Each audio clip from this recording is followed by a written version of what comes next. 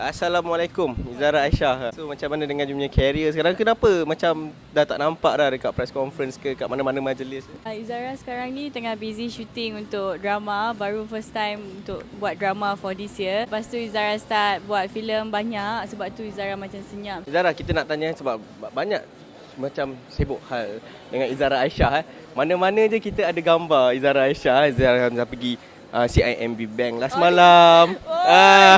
Izara pergi dengan Nila dengan Adib Khalid. So sampai mana Izara punya hubungan dengan Adib? Sampai mana? Izara tak tahu macam mana nak jawab soalan ni.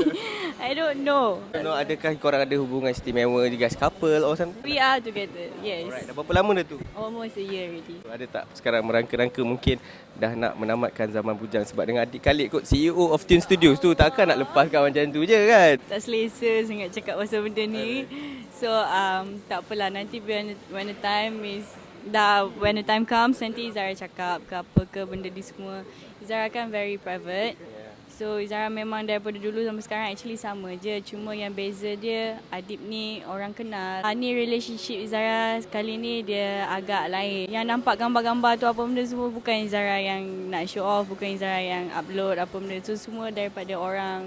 So Izara masih sama. Izara still takkan bagi tahu. Cukup orang tahu yang Izara ni dah berpunya dan dah bagi tahu yang Izara ada boyfriend, cukup lah. Apa specialnya Adib Khalid? Apa yang specialnya?